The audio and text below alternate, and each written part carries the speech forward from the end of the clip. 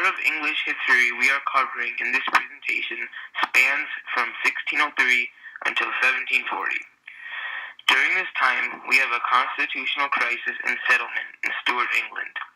We will talk about James I, Charles I and the Long Parliament, Oliver Cromwell and the Puritan Republic, Charles II, James II and the Glorious Revolution, and finally the Age of Walpole. Here's just a little background on James I. Before he actually became James I of England, James, as the son of Mary Stuart, Queen of Scots, was James VI of Scotland. My king, who said you have all the power? God, of course. Yeah, right. Hey, God, who has all the power? You do, my child. James strongly believed in the concept of divine right of kings.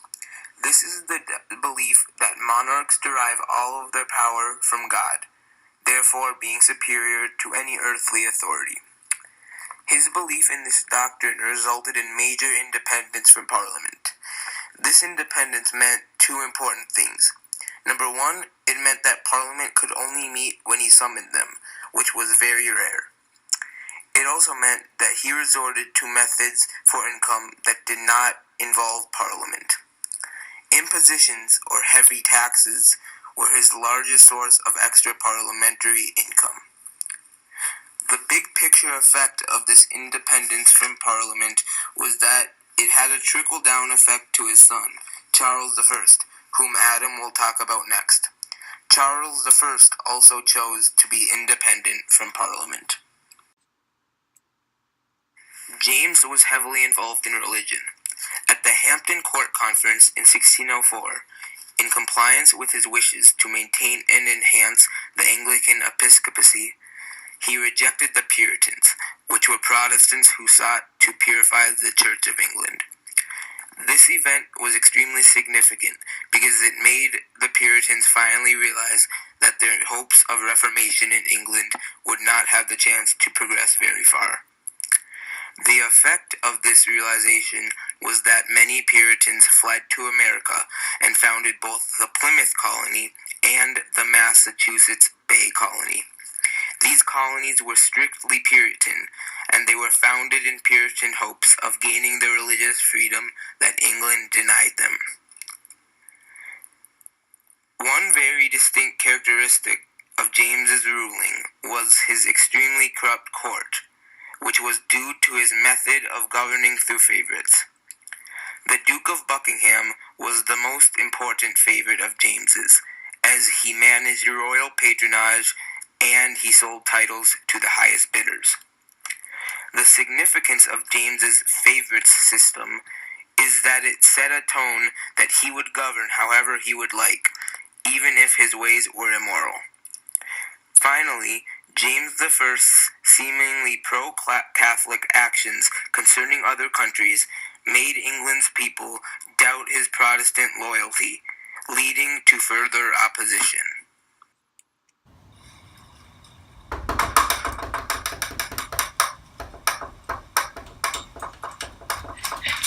What would you like? I'm here to see the king! My king, you have a visitor.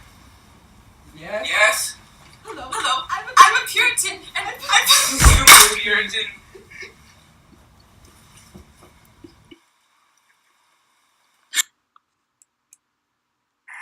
Charles I of England, son of James I, lived from 1600 to 1649. He ruled from 1625 to his death. He believed in Anglicanism.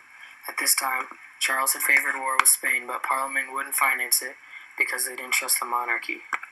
This caused Charles to make changes that benefited him financially, such as levying new tariffs and duties, attempting to collect discontinued taxes, quartering troops in private homes, and subjecting property owners to a forced loan, and imprisoning those who refused to pay the loan. In opposition to Charles' actions, Parliament met in 1628 and decided to grant Charles new funds if he recognized the Petition of Right, which prohibits forced loans and taxation without Parliament's permission, imprisoning a free man without due cause, and quartering troops in private homes. Charles agreed to it, but himself and Parliament doubted if he was going to keep his word. And sure enough, the next year he dissolved Parliament and didn't call them again until 1640. After Parliament was dissolved, Charles made peace with France and Spain because he now has limited resources without the help of Parliament. His chief advisor, Thomas Wentworth, enforced strict efficiency and administrative centralization, and also took advantage of every legal fundraising appliance. But Charles had other issues besides money, such as his relationship with Scotland. When James I ruled, he allowed a variety of religious practices in England, Scotland, and Ireland. But Charles, unlike his father, wanted to enforce religious conformity in England and Scotland, which made Scotland angry. Charles then tried to impose on Scotland the English episcopal system and the Anglican Book of Common Prayer, which caused the Scots to rebel. Then Charles, with very limited resources for war, called Parliament for the first time in 10 years in need of money. Parliament, of course, refused, which caused Charles to dissolve Parliament yet again, hence the name Short Parliament, which lasted from April to May in 1640. After Charles was defeated by the Scots, he reconvened with Parliament on their terms, which started the Long Parliament. After Parliament took over, they came upon more problems. Parliament was sharply divided over religion. The Presbyterians and the Independents wanted to abolish bishops and the Anglican Book of Common Prayer. But religious conservatives were determined to keep the church in their current position. This problem, along with trying to suppress the rebellion in Scotland, increased conflicts within Parliament. Some members of Parliament argued that Charles could not be trusted with an army and wanted Parliament to become the commander-in-chief. Then, Charles, angered by his opponents' thoughts, invaded Parliament with the intention of arresting some of his opponents, but they escaped. Then Charles left London and started to raise an army, which then led to the House of Commons passing the Militia Ordinance, which allowed Parliament to raise an army of its own. This then led to the rule of Oliver Cromwell. The Scots are ready to attack us. We're not ready for war. We need money. We need Parliament. Why would we ever give you money after you violated the petition of right and dissolved us? We won't give you money unless you agree to our terms. I would dream of it. Well, you're gonna get destroyed. Okay. Dissolved. I said dissolved.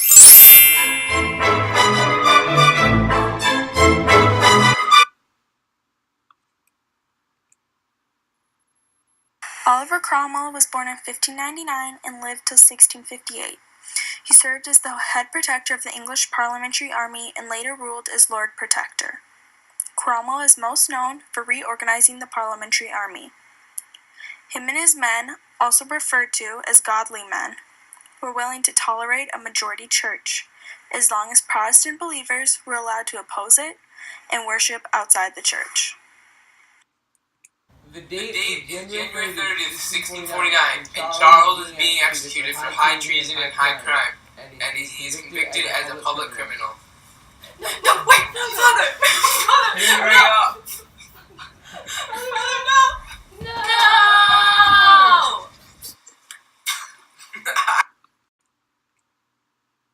Charles's execution led to Parliament abolishing the monarchy, the House of Lords, and the Anglican Church. England then therefore became a Persian republic in the year 1649. Cromwell dominated the republic until his death in 1658. Cromwell's army brutally conquered Scotland and Ireland, and they carried out violent acts against Irish Catholics. In 1653, the House of Commons wanted to disband Cromwell's army of 50,000 men because it was too expensive for them. Instead of allowing this to happen, Cromwell disbands Parliament and therefore becomes Lord Protector. Lord Protector is the title of a head of state in England during the later period of the Commonwealth. Cromwell ruled through military dictatorship, which was just as hated as Charles's rule. As Lord Protector, Oliver Cromwell banned drunkenness, theater-going, and dancing. Each ban upset the people more and more and made his ruling more strict. When he died in 1658, the English were ready to restore the Anglican Church and monarchy, only a short 2 years later, in the year of 1650. Charles II was born in 1630 and died in 1685. He was the son of Charles I and Henrietta Maria. He became the King of England, Scotland, and Ireland in 1660 and was until his death in 1685. When he became king, England returned to its status from 1642 with a hereditary monarchy, Parliament of Lords and Commons that met only when the king summoned it, and the Anglican Church as supreme in religion. Charles was known for having secret Catholic sympathies and preferred religious toleration. Due to his distrusts and suspicions with Parliament, he did not recall them from 1681 until his death in 1685. He converted to Catholicism on his deathbed. The Clarendon Code was a series of 4 legal statutes passed between 1661 and 1665, which effectively re-established the supremacy of the Anglican Church. It excluded Roman Catholics, Presbyterians, and Independents from the official religious and political life of the nation. The Treaty of Dover was signed in 1670, also known as the Secret Treaty of Dover, which allied France and England against the Dutch. King Louis XIV promised to pay Charles II subsidies when he announced his conversion to Catholicism. In 1672, the Declaration of Indulgence was issued by Charles, suspending laws against Roman Catholics and non-Anglican Protestants in an attempt to unite England to fight Holland. Parliament refused to fund the war until Charles revoked the measure. Once he did that, Parliament passed the Test Act in 1672, which required all civil and military officials of the Crown to swear an oath against the doctrine of transubstantiation, which no loyal Roman Catholic could honestly do. The Parliament had aimed this Test Act at the king's brother James, who had converted to Catholicism. Okay, as Charles II, this country needs to be a better place. Let's bring back Parliament. Parliament, come back. Come on. Let's go. Hurry up.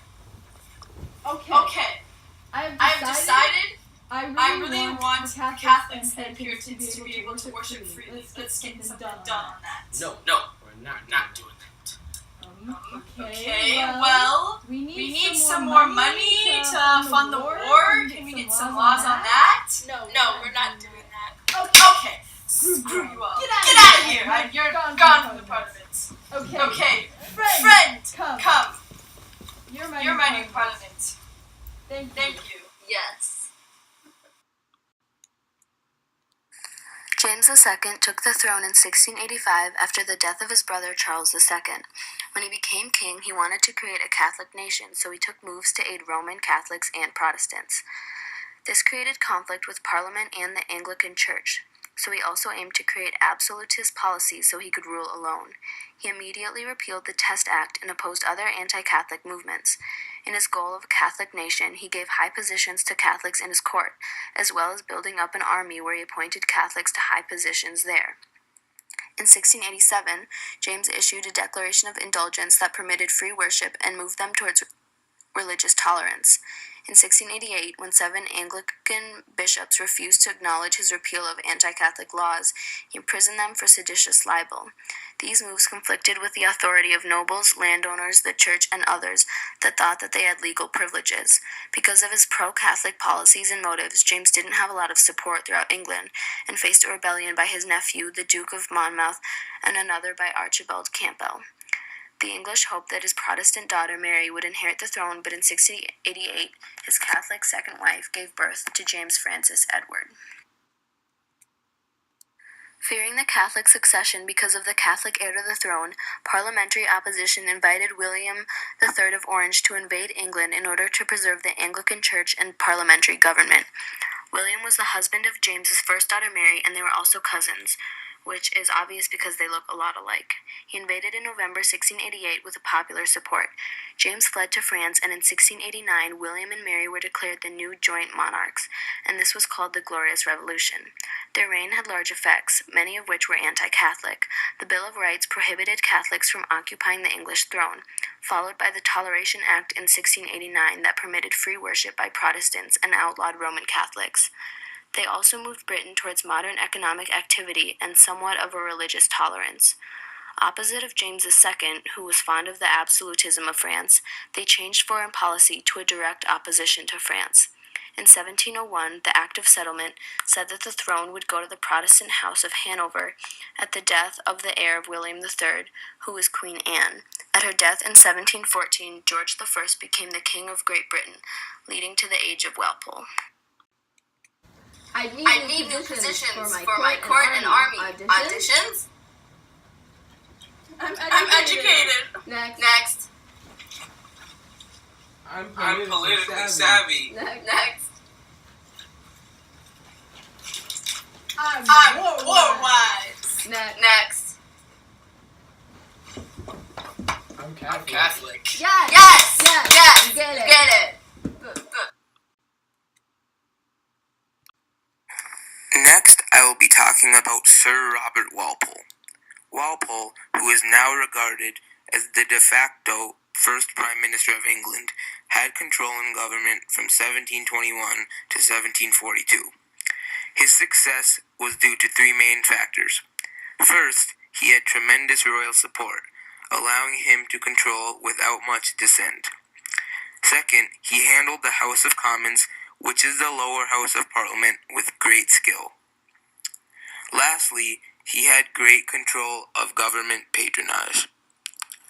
Other aspects of his control include peace both in England and at large, as well as true limits to monarchs and their ministers. These limits to monarchs resulted in free speech and religious toleration in England. The age of Walpole was very significant when looking at the whole picture. First, the peace he made sure to maintain enabled Britain to become not only a European power, but also a world power.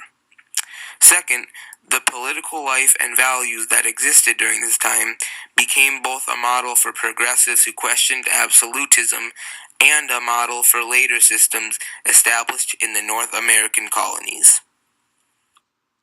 To conclude, the people and events we have talked about in this presentation all play a part in the constitutional crisis and settlement of Stuart England.